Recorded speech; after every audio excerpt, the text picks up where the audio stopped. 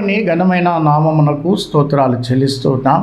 ప్రభునందు ప్రియమైనటువంటి సహోదరి సహోదరులారా, మన ప్రభువును రక్షకుడైన యేసుక్రీస్తు నామములో మీకు అందరికీ ప్రేమ వందనాలు తెలియచేస్తూ, ఆయన వాక్యమే సత్యము అనే ఈ కార్యక్రమానికి మిమ్మల్ని అందరినీ ప్రేమతో ఆహ్వానిస్తూ ఉన్నాను. ఈరోజు మన ధ్యానం కొరకు రాజుల 2వ గ్రంథం 6వ అధ్యాయము మొదటి 7 వచనాలు మనం చదువుకుందాం. అంతటా ప్రవక్తల శిష్యులు ఎలీషా యొద్దకు వచ్చి, ఇదిగో నీ యొద్ద మాకు స్థలము ఇరుకుగా ఉన్నది, సెలవైతే మేము యోర్దాను నదికి పోయి తల యొక్క మ్రాను అచ్చట నుండి తెచ్చుకొని మరి ఒక చోట నివాసము కట్టుకుందామని మనవి చేయగా అతడు వెల్లుడని ప్రత్యుత్తరం ఇచ్చాను. ఒకడు దయచేసి నీ దాసులమైన మాతో కూడా నీవు రావాలని కోరగా అతడు నేను వచ్చేదనని చెప్పి వారితో కూడా పోయాను. వారు యోర్దానునకు వచ్చి మ్రానులు నరుకుచుండిరి. ఒకడు దూలము నరుకుచున్నప్పుడు గొడ్డలి ఊడి నీటిలో పడిపోగా వాడు, అయ్యో నా ఏలినవాడా, అది ఎరువు తెచ్చినది అని మర్రపెట్టెను గనుక ఆ దైవజనుడు అదెక్కడ పడినని అడిగాను. వాడు అతనికి ఆ స్థలమును చూపింపగా అతడు కొమ్మ ఒకటి నరికి నేలలో వేయగా గొడ్డలి తేలెను. అతడు దానిని పట్టుకొనమని వానితో చెప్పగా వాడు తన చెయ్యి చాపి దానిని పట్టుకొనెను. ప్రార్థన చేసుకుందాం. పరిశుద్ధుడా, ప్రేమగల మా తండ్రి, నీకు స్తోత్రాలు. నీ పరిశుద్ధ గ్రంథములో మీరు రాయించిన మీ మాటలు చదువుకున్నాం. ఆ మాటల్లో ఉన్న భావాలు, సత్యాలు మీరే మాకు తేటగా వివరించి బోధించండి. మీరు బోధిస్తూ ఉండగా మేము జాగ్రత్తగా విని గ్రహించుకొని గైకొని ఆ ప్రకారంగా ఆ సత్యాన్ని అనుసరించి నడుచుకునే భాగ్యాన్ని మాకు దయచేయమని మా రక్షకుడు ప్రభువైన యేసుక్రీస్తు నామములో స్తోత్రాలు అర్పించి వినయంతో వేడుకుంటున్నాము తండ్రి, ఆమేన్. ప్రభునందు ప్రియులారా, మనం చదువుకున్నటువంటి ఈ వాక్య భాగంలో ఎలీషా శిష్యులు ఎలీషాతో ఒక మాట చెప్పారు. అదేమిటంటే, ఇదిగో నీ యొద్ద మాకున్న స్థలము ఇరుకుగా ఉన్నది, మాకు ఇరుకుగా ఉన్నది. ప్రియులారా, యేసుక్రీస్తు ప్రభువారు 2 మార్గాల గురించి చెప్పాడు ఆయన. ఒకటి ఇరుకు మార్గము, 2 విశాల మార్గము. విశాల మార్గంలో పోయేవారు అనేక మంది, ఇరుకు మార్గంలో ప్రవేశించేవారు కొందరే అని. అయితే ఇరుకున్న మాట వాస్తవమే, కానీ ఇరుకులో ఉన్న ఈ శిష్యులు మరి దైవజనుడైనటువంటి ఎలీషాకు మనవి చేశారు. ఏమని? నీ సెలవైతే మేము యోర్దాను నదికి పోయి తల ఒక మ్రాను అచ్చట నుండి తెచ్చుకొని మరి ఒక చోట నివాసము కట్టుకుందామని మనవి చేయగా అతడు వెల్లుడు అని ప్రత్యుత్తరం ఇచ్చాను. మన దేవుడు ఇరుకులో నుండి మనం మొరపెడితే విశాల స్థలంలో మనకి ఉత్తరమిచ్చే దేవుడు. అవును, దేవుడు మనకు విశాలత కలిగజేసేటువంటి వాడు. ఇరుకులో ఉన్న మాట వాస్తవమే, కానీ ఇరుకులో ఉన్నటువంటి తన భక్తులు దేవునికి మొరపెడితే ఆయన విశాలత కలగజేసేవాడు. కాబట్టి శిష్యులు యోర్దాను నదికి పోయారు. అయితే వెళ్ళే ముందు ఒక మాట చూడండి. ఆ శిష్యుల్లో ఒకడు దయచేసి నీ దాసులమైన మాతో కూడా నీవు రావాలనని కోరగా. ఎంత మంచి మాట! ప్రియులారా, శిష్యులు తన గురువు రావాలని కోరుకుంటున్నాడు. శిష్యుడు గురువుని వెంబడించేవాడు, గురువు యొక్క అడుగుజాడల్లో నడుచుకునేటువంటి వాడు, గురువు సెలవు చొప్పున చేసేటువంటి వాడు, గురువు లేకుండగా పని చేయనటువంటి వాడు. ప్రియులారా, శిష్యుని యొక్క లక్షణం. ఇక్కడ ఈ శిష్యుడు ఒక మంచి కోరిక కోరుతున్నాడు. ఏమిటంటే, నీవు మాతో కూడా రావాలి, నీవు మాతో కూడా రావాలి. దైవజనుడైన మోషే ఒకానొక సందర్భములో ఇశ్రాయేలుల ఆ కనాను యాత్రలు, అరణ్య యాత్రలు, నీవు మాతో రాని ఎడల మేము ముందుకు పోము అన్నాడు. ప్రియులారా, దేవుడు మనతో ఉంటేనే మనకి మేలు. ఆయన ఇమ్మానుయేలు, ఆయన మనతో ఉంటాను అని వాగ్దానం చేశాడు. కానీ ఆయన ఉన్నాడా? ఆయన ఎవరితో ఉంటాడు? దేవుని యందు భయభక్తులు కలిగిన వారితో ఆయన ఉంటాడు. నీవు ఆయనతో ఉంటే ఆయన నీతో ఉంటాడు. కాబట్టి ఇక్కడ ఈ శిష్యునికి వచ్చినటువంటి కోరిక ఎంతో మంచిది అని నేను గ్రహిస్తూ ఉన్నాను ప్రియులారా. ఎందుకంటే నీవు మాతో రాకపోతే మేము పోలేము, నీవు మాతో ఉండాలి. ప్రియులారా, కానా వివాహ విందులో యేసు ప్రభువే గనక లేకపోతే, శిష్యులు మాత్రం ఉండి, ఆయన తల్లి మాత్రమే ఉండి, యేసు ప్రభు గనక లేకపోతే ఆ కానా వివాహ విందులో ఏర్పడ్డటువంటి లోటు తీరేది కాదు. ఎంతమంది ఉన్నా సున్నా. యేసు ప్రభు ఉండాలి, యేసు ప్రభు ఉండాలి. మన పనిలో, మన ప్రయత్నాలలో, మన కుటుంబములో, మన జీవితాలలో యేసు ప్రభు ఉంటేనే, మన సేవలో, మన పరిచర్యలో యేసు ప్రభు ఉంటేనే మనకి మేలు, మనకు దీవెన. ఇక్కడ కూడా మీరు చూడండి, యేసు ప్రభు లేకపోతే ఆ కానా విందులో ఎంత నష్టం కలిగేదో, ఇక్కడ కూడా ఈ ప్రవక్తల శిష్యులు చేసేటువంటి ఆ పనిలో తమ గురువుగారైనటువంటి ఎలీషా లేకపోతే ఒకనికి నష్టం కలిగేది. ఆలోచన చేద్దాం. వీరు పని చేస్తున్నారు, ఇరుకులో ఉన్నామయ్యా అని అడిగినప్పుడు దైవజనుడు అన్నాడు, సరే విశాలమైనటువంటి మరొక చోట ఇల్లు కట్టుకోండి అని చెప్పాడు. అయితే మేమే వెళతాం, ఆ తలోమ్రాను కొట్టుకొని వచ్చి ఇల్లు కట్టుకుంటామంటే సరే అన్నాడు. అయితే నీవు మాతో రావాలి అన్నాడు. ప్రియులారా, నీవు మాతో రావాలి అన్నాడు. ఎందుకంటే ఆయన ఉంటేనే పని సఫలమవుతుంది ప్రియులారా. ఆయన లేకపోతే ఏం పని అవ్వదు. ఆయన ఉంటేనే పని అవుద్ది, ఆయన ఉంటేనే సఫలమవుద్ది.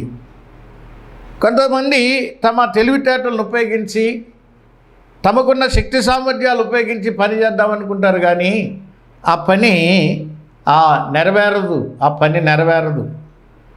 ప్రభువు లేని పని, ప్రభువు లేని ఆ పరిచర్య వ్యర్థం. ఈ శిష్యుడు చక్కటి కోరిక కోరుతున్నాడు. దయచేసి నీ దాసులమైన మాతో కూడా నీవు రావాలని కోరగా అతడు నేను వచ్చేదను అని చెప్పి వస్తాడు.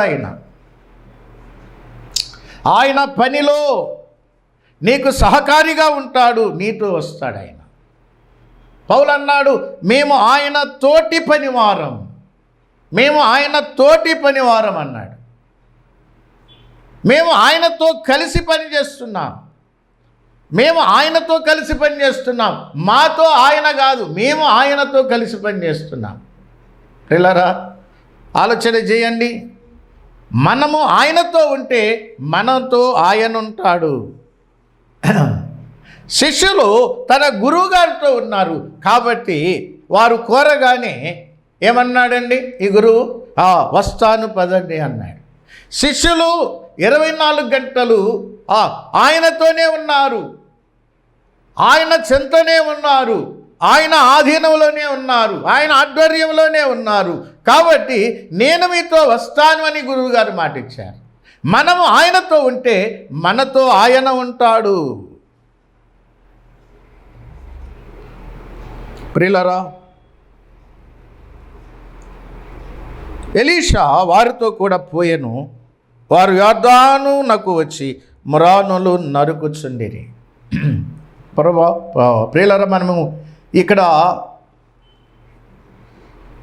ఆలోచించవలసిన విషయం ఏంటంటే, ఈ మ్రానులు నరకటాలు, వేరొక చోట నివాసాన్ని కట్టుకోటాలు ఇవన్నీ ఉన్నాయి చూశారు.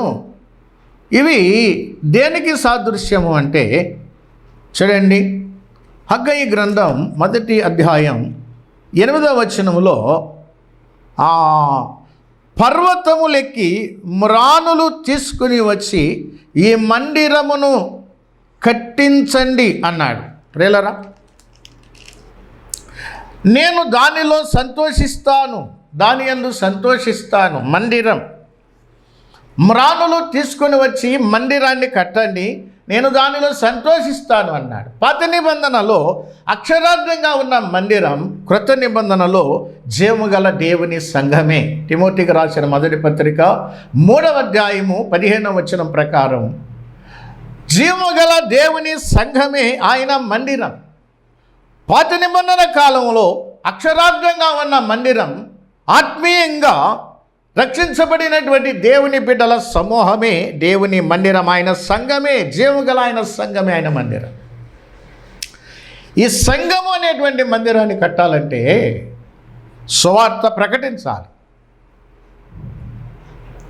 నమ్మిన వారికి దేవుడు ఏ ఏ సంగతులు బోధించాడో వాటిని బోధించి వారిని శిష్యులుగా చేసి బాప్తిసం ఇచ్చి వారిని సంఘముగా సమకూర్చి వారు అపొస్తలుల బోధలో, సహవాసములో, రొట్టె విరుచుటలో, ప్రార్థన చేయుటలో ఎడతగినటువంటి స్థితిలో ఉండేటట్లు చేయాలి. ఇది జీవముగల దేవుని సంఘం.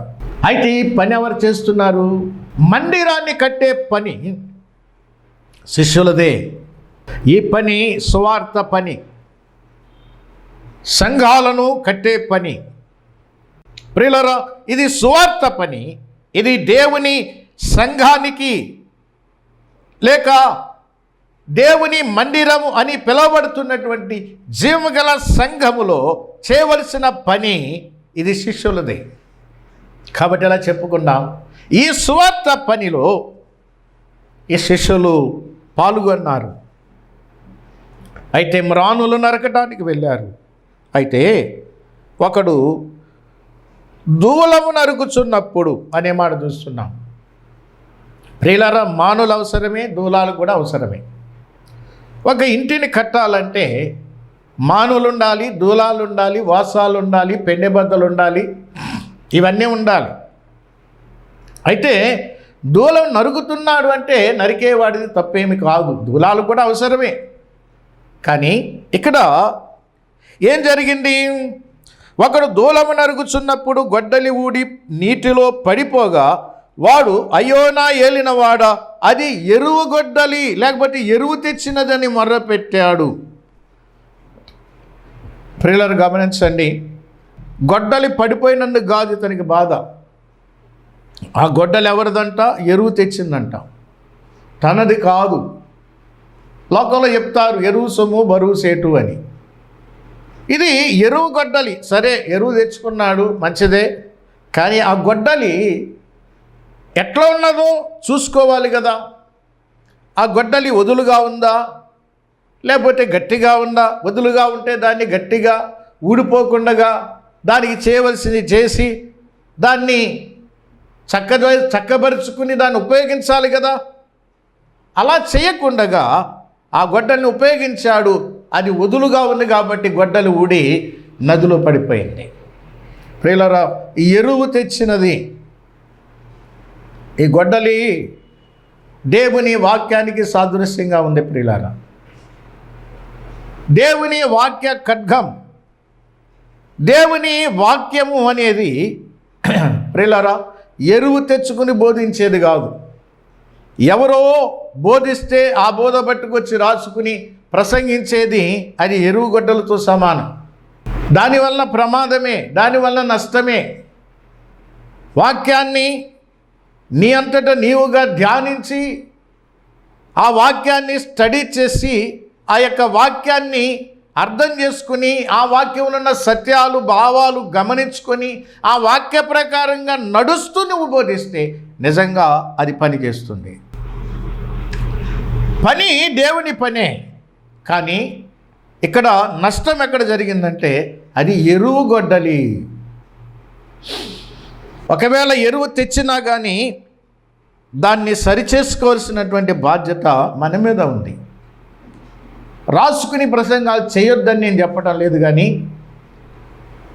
నీవు దానిని మరలా ధ్యానం చేసి ఆ వర్తమానం ద్వారా దేవుడు మనకేం చెప్తున్నాడు అది ఆలోచించి అది నీవు గైకొని దాన్ని బట్టి నీ జీవితాన్ని సరిచేసుకుని దాని ప్రకారంగా జీవిస్తూ నీవు ఆ వర్తమానాన్ని అందిస్తే ప్రియులారా చక్కగా పని జరుగుద్ది. ఇది నేను చెప్పిన మాట కాదు, ఒక అనుభవం కలిగినటువంటి దైవజనుడు చెప్పినటువంటి మాట. నిజమే, మనం చెప్పేది మనకు అర్థం కాకపోతే ఎదటి వానికి ఏమర్థం అవుతుందన్నాడు. ఒక దైవజనుడు నీ బ్రతుకు చేసేటువంటి గందరగోళంలో నువ్వు చెప్పేదేదో నాకు అర్థం కావట్లేదు అన్నాడంట. ఈనాడు చాలామంది బ్రతుకులు గందరగోళంగా ఉండి ఇతరులకు ఏదో చెప్పాలనుకుంటున్నారు, కానీ వారు చెప్పేదేదో వినేవారికి అర్థం కావట్లేదు. కారణం ఏంటంటే అతని జీవితం సరిగా లేదు, అతని జీవితంలో గందరగోళం ఉన్నది. కాబట్టి అతడు ఏం చెప్తున్నాడో తనకి తెలియదు, వినేవాళ్ళకంతకన్నా తెలియదు. ప్రియులారా, ఇది ఎరువుగొడ్డలి. ముందు మనం సరిచేసుకొని ఆ సత్యవాక్యాన్ని సరిగా విభజించి బోధించాలి అని దేవుని యొక్క వాక్యం చెబుతూ ఉండగా మనం అలాగున చేసినట్లయితే పని జరుగుద్ది. ఇక్కడ చూడండి, పని దేవుని పని అనుకుందాం, కానీ నష్టం కలిగింది, పని ఆగిపోయింది. ఎందుకంటే పనిముట్టు నీటిలో పడిపోయింది. పనిముట్టు నీటిలో పడిపోయింది, పని ఆగిపోయింది, ఇక్కడ నష్టం కలుగుతుంది. అయితే ఇక్కడ చూడండి, ఈ సంగతి దైవజనునికి మొర్రపెట్టాడు. ప్రియులారా, ఇది చాలా మంచి విషయం. ఎందుకంటే మనం ఎవరికి మొరపెట్టాలి? మన ప్రభువుకే, మన గురువు గారికే మనం మొరపెట్టుకోవాలి. ఆయన శిష్యులంగా, ఆయన బిడ్డలంగా మన సమస్యలను ఆయనకి చెప్పుకుంటే ఆయన పరిష్కారం చేస్తాడు. మనుషులకు కాదు మనం చెప్పుకునేది, ఏదో మన సొంత తెలివితేటలు ఉపయోగించి కాదు మనం పరిష్కారం చేసుకునేది. పరిష్కారం అనేది దేవుని దగ్గరే మనకు దొరుకుతుంది కనుక మనము దేవునికే మొరపెట్టుకోవాలి. ఈ యొక్క వ్యక్తి దైవజనుడైనటువంటి ఎలీషాకు మొరపెట్టినప్పుడు వెంటనే ఆ దైవజనుడు అది ఎక్కడ పడినని అడిగాను. ప్రియులారా, అది ఎక్కడ పడింది? ఈ సందర్భంగా నాకు ఒక మాట గుర్తుకొస్తావు. ఎఫెసీ పత్రికను గురించి ప్రభు రాసినటువంటి ఉత్తరంలో, ప్రకటన గ్రంథం 2వ అధ్యాయంలో 5వ వచనంలో చెప్తూ ఉన్నాడు ప్రభు, నీవు ఏ స్థితిలో పడితివో అది జ్ఞాపకము చేసుకొని మారు మనసు పొందు. అది ఎక్కడ పడింది చెప్పాలి. నువ్వు ఎక్కడ పడిపోయావు, నువ్వు ఏ స్థితిలో పడిపోయావు, ఎక్కడ జారిపోయావు, ఎక్కడ తొట్టిల్లిపోయావు, ఎక్కడ వంగిపోయావు, ఎక్కడ లొంగిపోయావు, ఇవన్నీ చెప్పాలి. ప్రియులారా, దైవజనుడు అడుగుతున్నాడు, అది ఎక్కడ పడింది నువ్వు చెప్పాలి. అది ఎక్కడ పడిందో నువ్వు చెప్పాలి. నువ్వు ఎక్కడ పడిపోయావో, ఎక్కడ దిగజారిపోయావో, ఎక్కడ ఓడిపోయావో, ఎక్కడ పతనమైపోయావో, ఎక్కడ దారి తప్పిపోయావో, ఎక్కడ తొట్టిల్లిపోయావో, ఎక్కడ నాశనం అయిపోయావో, ఆ సంగతి నువ్వు ప్రభుతో చెప్తే ప్రభు నిన్ను లేవనెత్తుతాడు. ఇది ఇక్కడ ఉన్న సంగతి, ప్రాముఖ్యమైన సంగతి ఇది. వారు దేవుని పని మీదనే వెళ్ళారు అనుకున్నా. పని దేవునిదే, వారు దేవుని పనివారే, దేవుని శిష్యులే, మంచిదే. కానీ ఇక్కడ ఎక్కడ పడింది, ఎక్కడ పడింది అని దైవజనుడు అడుగుతున్నాడు. అయితే వాడు ఆ స్థలమును చూపింపగా,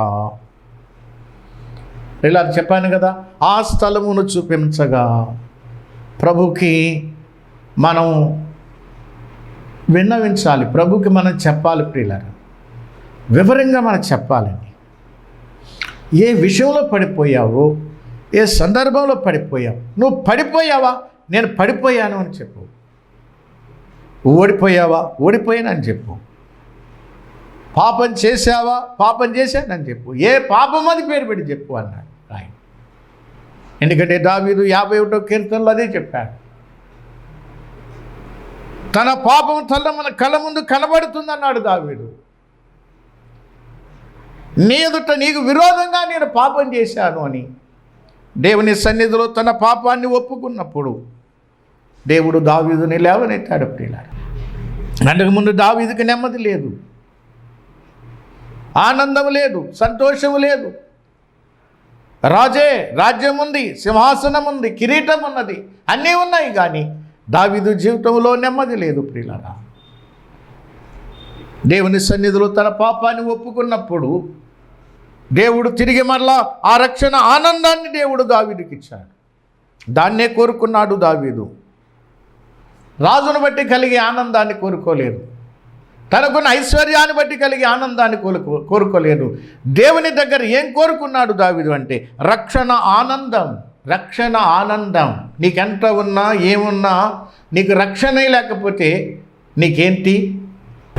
రక్షణ అనేది గొప్ప భాగ్యం. ప్రియులారా, రక్షించబడిన వాడు పాపం చేస్తే రక్షణ పోదు నిజమే, కానీ ఆనందం పోతుంది. దావీదు పాపం చేశాడు, ఆనందాన్ని పోగొట్టుకున్నాడు. రక్షణ పోగొట్టుకోలేదు, కానీ ఆనందాన్ని పోగొట్టుకున్నాడు. ఆనందం కోసం దేవుని దగ్గర అంగలార్చాడు, గోజాడాడు, బతిమాలాడు, నాకు మరలా దయచేయి. ఎప్పుడు వస్తుంది? అడుగు ఎక్కడ తప్పు చేశాడు, ఎక్కడ పాపం చేశాడు, ఎక్కడ పడిపోయాడు, ఆ సంగతి దేవుని దగ్గర యథార్థంగా ఒప్పుకున్నాడు దావీదు. అందుకని దావీదును గురించి దేవుడు చెప్పాడు, దావీదు నా హృదయానుసారుడు, అతడు యథార్థవర్తనుడు అని. ప్రేమైన వారలారా గమనించండి, ఆ స్థలము చూపింపగా అతడు కొమ్మ ఒకటి నరికి నీళ్లలో వేయగా గొడ్డలి తేలెను. పరిష్కారం కొమ్మ. ప్రియులారా, కొమ్మ మన ప్రభువు. ఆ కొమ్మ మన ప్రభువే. కొమ్మ ఒకటి నరికి, ఆ జీవము కలిగిన కొమ్మను నరికి జీవాధిపతి, ఆ జీవము కలిగినటువంటి దేవుని కొమ్మ ఆ ప్రభువే తన ప్రియ కుమారుడైనటువంటి యేసు క్రీస్తు వారిని ఆ శిలువలో వధించి ఆయన కార్చిన రక్తములో మన పాపాలకు పరిహారం చేశాడు ఆ పరలోకపు తండ్రి. ఆ కొమ్మ ప్రభు అయిన యేసు క్రీస్తే.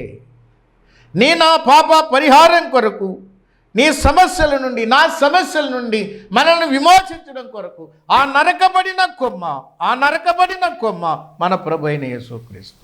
ఆ యేసుక్రీస్తు ప్రభువు మన సమస్యలన్నిటికీ పరిష్కారం. అది ఎక్కడ పడిందో చూపమన్నప్పుడు ఆ స్థలాన్ని అతడు చూపించాడు. చూపించగా ఆ కొమ్మ ప్రియులారా ఆ గొడ్డలి తేలేటట్లు చేసింది. మునిగిపోయిన గొడ్డలి తేలేటట్లు చేసింది. పాపములో పడిపోయావా? పాపములో మునిగిపోయావా? అయితే ఇదిగో ప్రభు నేను వేడుకున్నట్లయితే ప్రభు నిన్ను తేలజేస్తాడు. ప్రభు మరలా నిన్ను నూతనపరుస్తాడు. ప్రభు మరలా నిన్ను ఉద్ధరిస్తాడు. నువ్వు పశ్చాత్తాపపడితే, యథార్థంగా నీ పాపాన్ని ఒప్పుకుంటే, ఆ స్థలాన్ని నువ్వు చెబితే, ఆ చోటు నువ్వు చెబితే, ఏ విషయంలో నువ్వు తప్పిపోయావో ఆ సంగతి దేవునికి వివరిస్తే దేవుడు నిన్ను తేలజేస్తాడు. ప్రియులారా గమనించండి, దేవుడు కోరుకునేది ఒకటే, నువ్వు మారితే, నువ్వు మారు మనసు పొందితే ప్రభు నిన్ను విడిపిస్తాడు.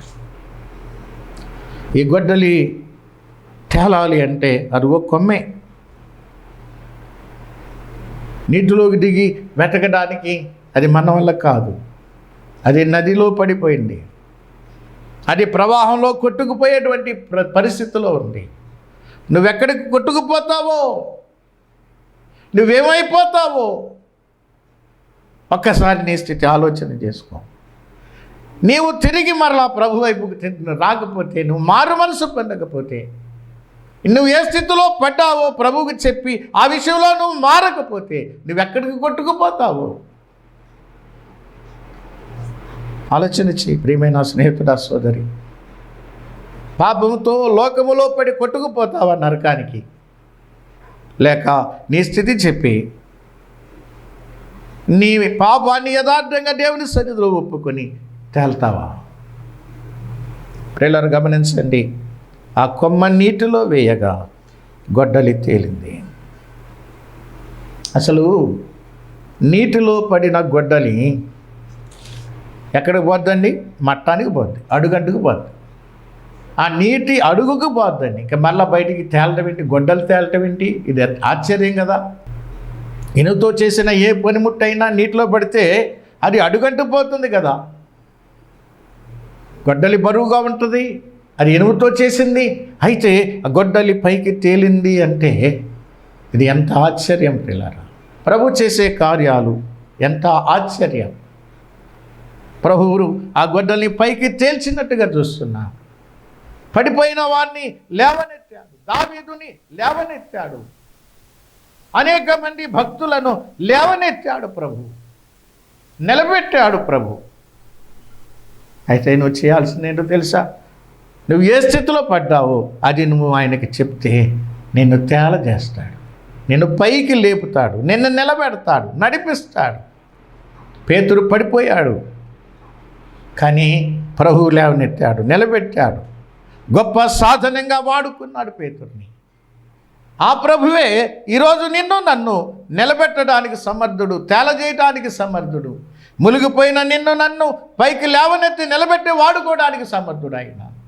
నువ్వు చెప్పు, నువ్వెక్కడ పడిపోయావో చెప్పు, ప్రభు నిన్ను లేపుతాడు. ఆ నరకబడిన కొమ్మ మన ప్రభువు, నీ కొరకు నా కొరకు ఆ కలవరి శిలువలో నిలవెల్లా గాయాలు పొంది రక్తమంతా ధారపోసి చనిపోయి సమాధి చేయబడి తిరిగి లేచిన ఆ ప్రభువుని వేడుకుంటే ఆ ప్రభు నిన్ను రక్షిస్తాడు, విమోచిస్తాడు, నిన్ను నిలబెట్టి వాడుకుంటాడు. దేవుడట్టి కృప మనందరికీ దయచేయను కాక. పరిశుద్ధుడా, ప్రేమగల తండ్రి, నీకు స్తోత్రాలు చెల్లిస్తూ ఉన్నాం. విన్న వాక్యాన్ని బట్టి స్తోత్రాలు ప్రభువా. వాక్య ప్రకారంగా మేము ఏ స్థితిలో పడ్డామో, ఏ స్థితిలో ఉన్నామో అవన్నీ కూడా మేము నాయన పరిశీలన చేసుకొని నాయన పడిపోయిన స్థితి నుండి మేము లేచి మరలా నేను వెంబడించే కృపను మాకు దయచేయమని యేసు ప్రభు నామములో ప్రార్థిస్తున్నాము తండ్రి. ఆమేన్.